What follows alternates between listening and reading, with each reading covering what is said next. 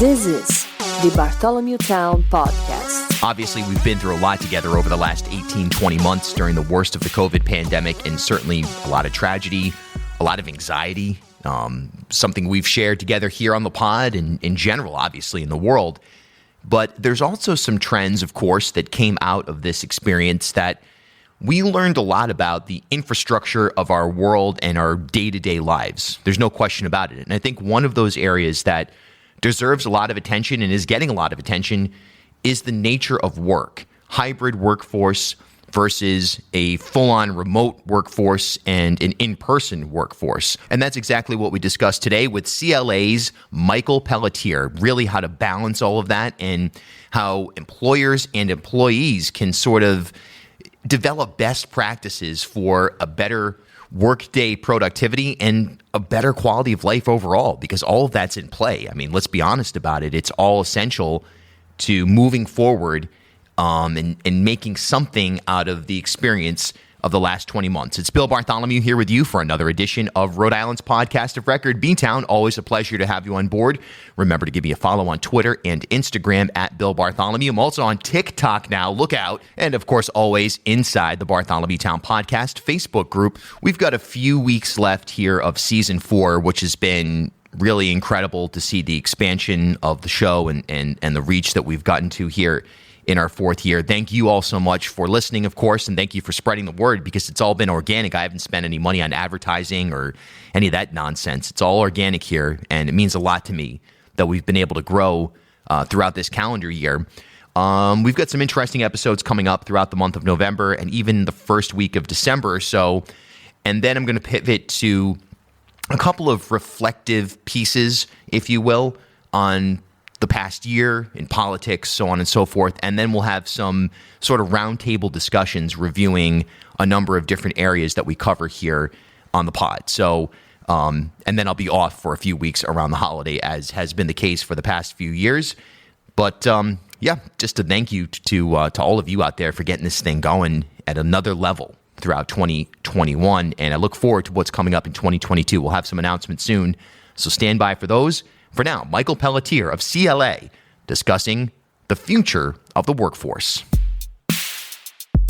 Okay, so today we have an interesting topic, something that is on a lot of people's minds for sure right now, and that is really this notion of a hybrid workforce, which is probably good for individuals, probably good for companies, and really also is interesting for a place like Rhode Island, where you think about the workforce in really anywhere, but I'm thinking in particular New York or Boston, and how you can attract talent that is working in companies in Boston that live in Rhode Island, and perhaps they're only going in a couple of days a week. So it adds to the dynamics of our community here. So before we get started, without any further ado, our guest today is going to give you a little hello, my name is, and set up who they are and why we're talking about this. Yeah, great. Thank you. Good morning. So my name is Michael Pelletier. I'm the managing principal of CLA Digital. I lead a team of talented individuals focused on driving value and innovation with organizations through both technology and process change. And I feel like we're perfectly suited to be having this conversation, because it's been on the minds of a lot of our clients, and it's the marrying of the technology component with that process and people component that's really the challenge that many companies need to try and solve here today. What are you hearing from some of your clients as far as the hybrid workforce or even full remote at this point?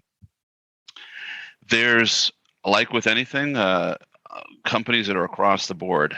Some of our clients have had a very specific, we want everyone back in the office. It's who we are. It's part of our culture. And if you don't like it, too bad. But yeah. we have way more clients that have lined up fairly well with some of what the statistics out there are saying, and that is there was a recent Work Trend Index survey, and 66% of leaders said that their company is considering redesigning office for hybrid work, and that's because 73% of employees want flexible remote work options to stay. But interestingly, 67% want more in-person work or collaboration. So there's this interesting dynamic where folks want to be able to be remote, but then they also want to be able to collaborate and work together. And so I think companies are recognizing that, and they're trying to figure out how they can provide sort of that best of both worlds, where it's not all remote, all in the office, but it's that true hybrid, and that's that's where the challenge lies. Yeah, and it kind of makes sense when you really think about it. I mean, in many industries, that's not possible. Where obviously, if you're in manufacturing or elements of the service industry, there's a requirement to be in person, and there are some tech-oriented, coding-oriented type jobs where, yeah, look, you're probably going to be more productive in your own environment. But for the vast majority of industries, it seems like, yeah, why? I was having this conversation with a friend of mine, a colleague recently, and it was kind of like, why not build a hybrid workforce? You may find you have more productivity. Well, it's interesting. You mentioned your manufacturing. We have a number of clients in the manufacturing space, and even for them, this hybrid concept has reared its head, because although there is certainly a lot of the manufacturing kind of takes place at the facility, there are a number of non-manufacturing roles in those organizations, and they've themselves questioned, do those roles need to continue to be in the office? Can we support some of the requests for this hybrid work style? And even during the pandemic, and I say during as if it's over, it's still kind of here, but in the early days, there were challenges that those organizations faced as well, where they had to have folks in the office, in the manufacturing floor, but then they did send the office staff home, and so there was a challenge and sort of a coming together of those differing work styles that needed to be reconciled, and that's something that exists even today. During the worst of the pandemic, a lot of places were either shut down or forced into full remote learning. How did that disrupt or impact the typical workday? It completely changed it for a lot of folks, and this is interestingly where we've seen a lot of the learnings and insights that are driving the hybrid conversation today come from. If you think back, many organizations have sort of had a hybrid work style, prior to the pandemic, right? If you think about different roles within a business, take sales, those individuals were often not in the office, right? Their job was to be on the road interacting with their customers, but they were still part of a team. And so that team would often be in the office. Those interactions that would take place, historically, the salesperson was almost a second-class citizen, so to speak, right? They weren't afforded the same level of invitation into the conversation. They were the guy or the lady that you said, oh wait, yeah, we need to get Sue on the line. After everyone had already started the meeting, and that whole mindset was just done away with when the need for more remote work took place, because everyone was that person. Everyone was the remote participant. And what that identified was the need to figure out better ways to manage the remote participant, how they were interacting during a meeting, making sure that they were being heard, making sure that when a meeting started, that everyone was able to participate in the banter, because that's one place where there's a pretty significant shift in terms of how we need to think about keeping folks involved. I'll talk about that later.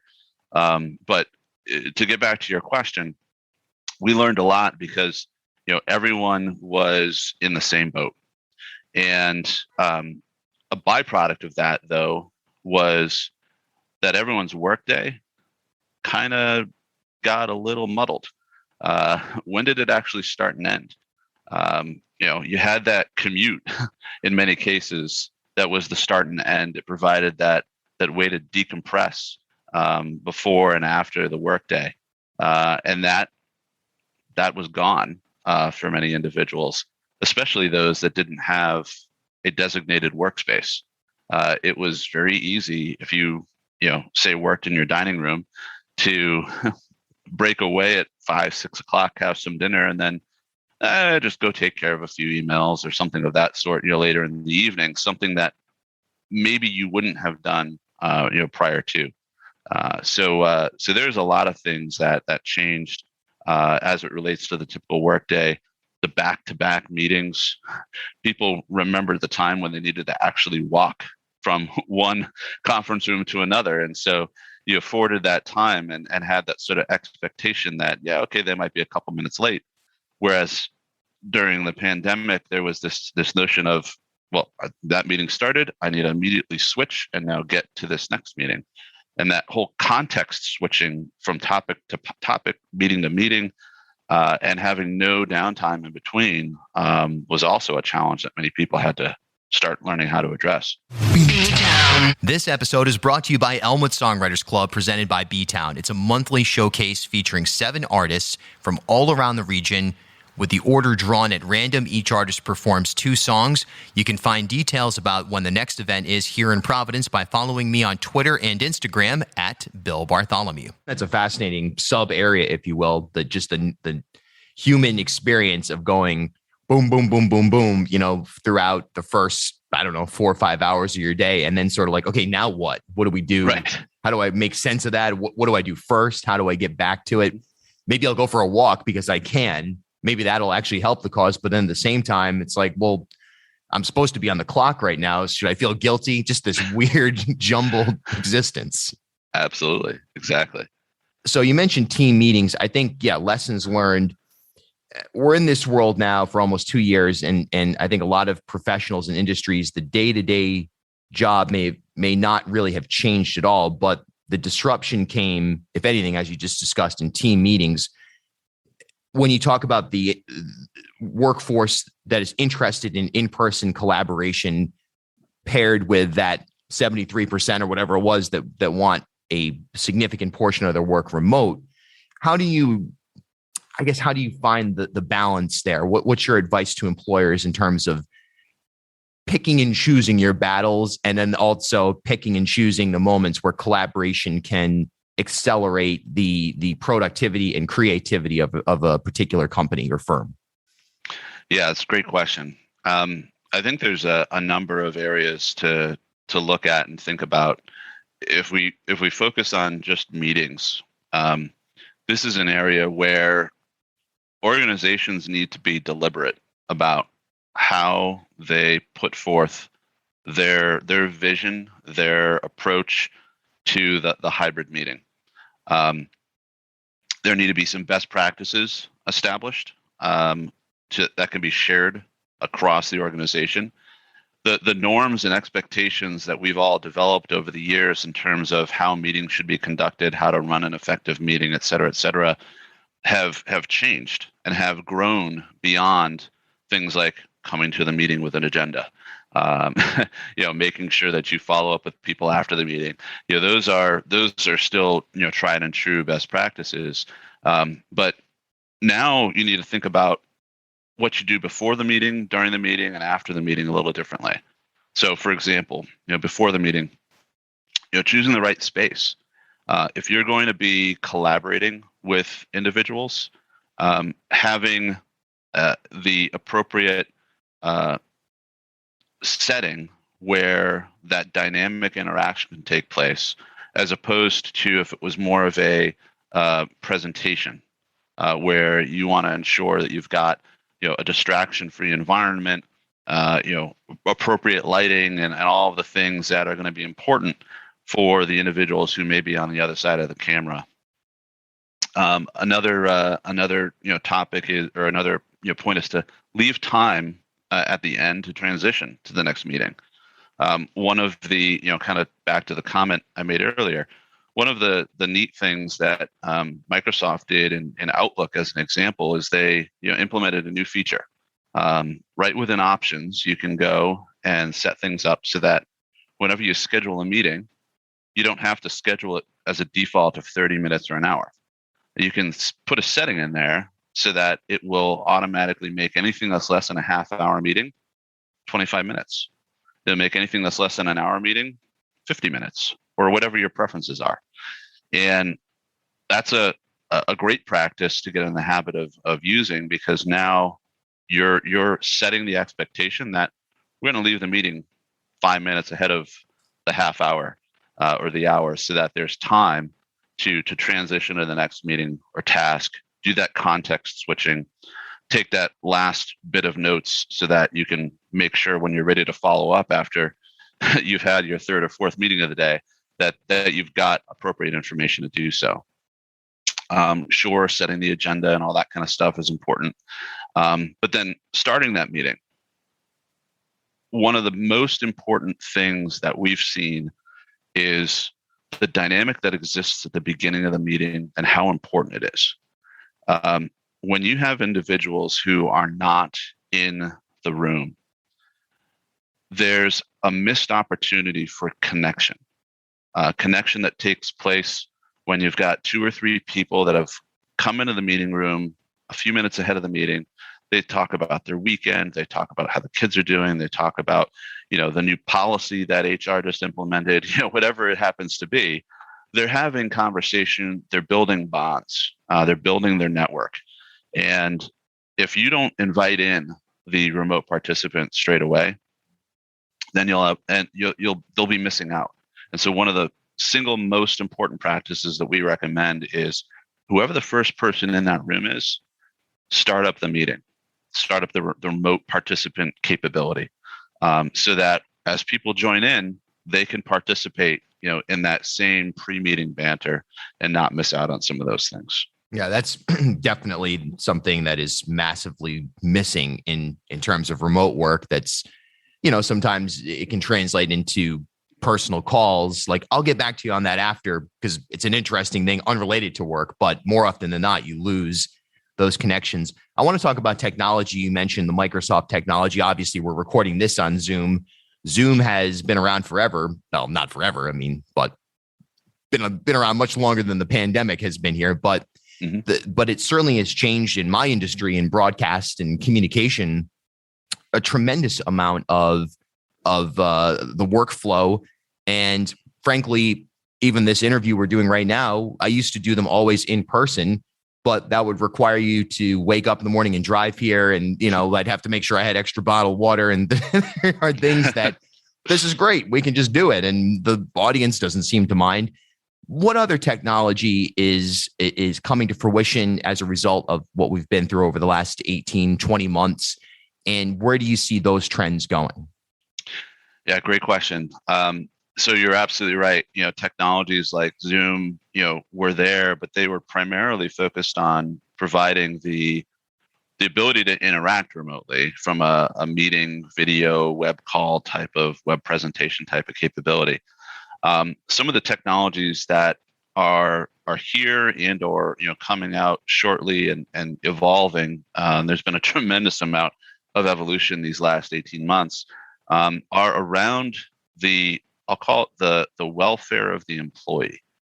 So if you think about some of the challenges, I'm an employee. I'm expected to not only deliver on what I've been expected to deliver on, but to do so amongst all of the other distractions that may exist in my day to day if I am working remotely. I need to, whether I'm remote or not, I'm now spending more time in meetings than I did previously. And so how do I ensure that my wellness is in check? So a number of the tools, be it from Microsoft or other companies that have been coming out, have been focused on mindfulness and wellness of the employee. Taking the opportunity to start your day with 5 minutes, 10 minutes, whatever it happens to be, of thoughtful meditation, or ending your day the same way, and kind of taking that back to my comment earlier around the car ride or the bus ride or the train ride in and out of the office. Whether we like it or not, that was oftentimes that quiet contemplation time where you were thinking about your day and what happened, and then transitioning your mind to, all right, now I'm going home, I'm going to see the family and so forth. And with that gone, you need to replace it with something. And so those applications that help with that that meditation, just an opportunity to switch gears between work and home are important.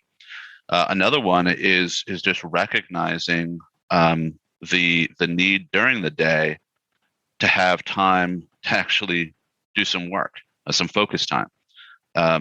The percentage, I think it's something like 145% more meetings, were held on average, over the last 18 months.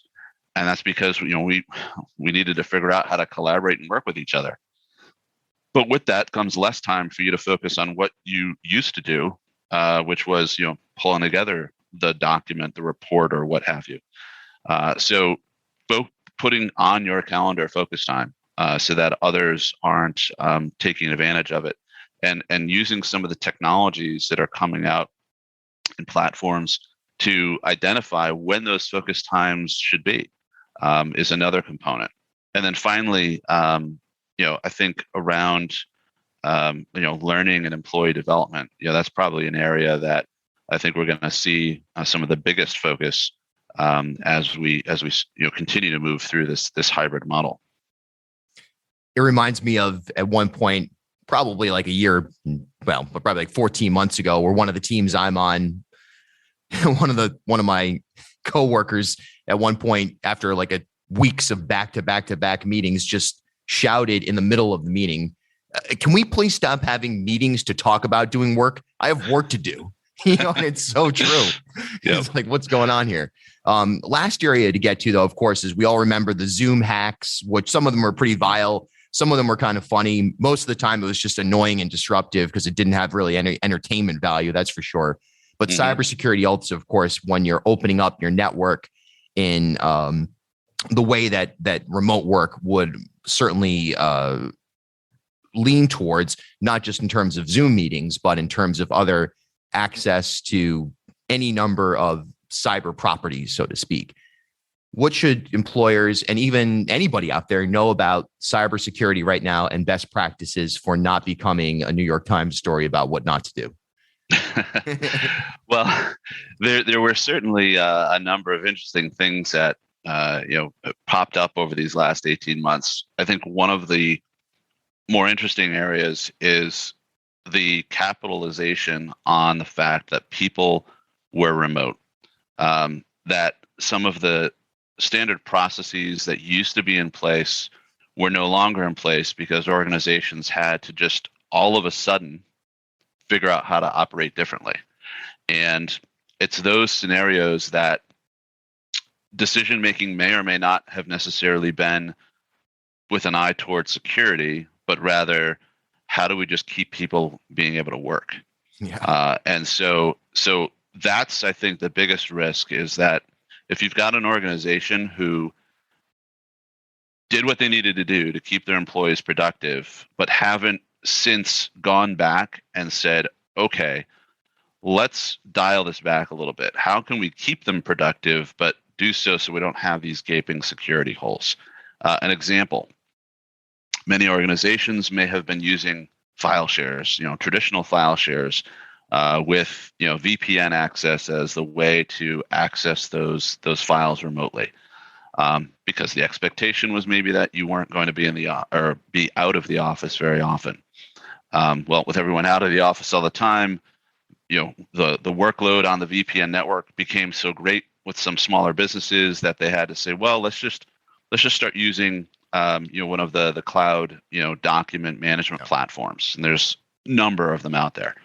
Well, with that, though, a lot of the controls that used to be in place around who can upload and download content, who can access that content, what the security around that content should be, went out the window.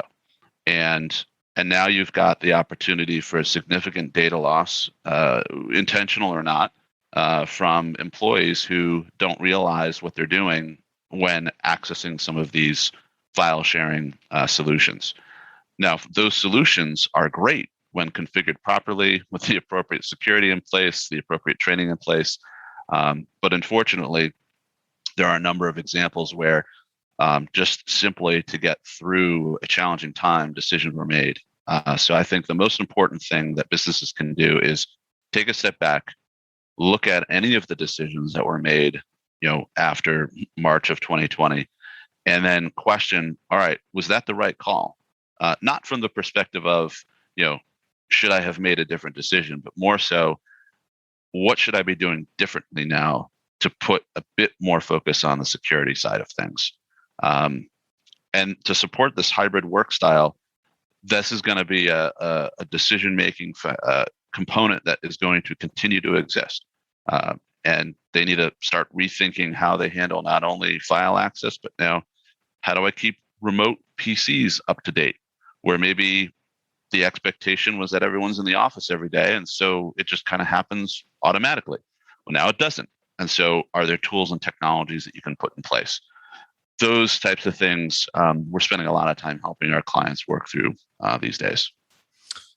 This is fascinating stuff, and it's definitely on a lot of people's minds right now. It's going to be really interesting to understand the shifts in the workforce and just work in general in 2022 and beyond. I think we're in a generally good place in terms of the pandemic, and hopefully we can start making decisions about hybrid work, in-person, remote, based on best situation by situation, I guess, situation by situation for a particular employer, employee, or project, whatever it may be. So, Michael Pelletier, CLA, thanks so much for hopping on. Really appreciate it. Well, thank you, Bill. I appreciate the opportunity here. It was a great conversation. Rhode Island's podcast of record, B-Town.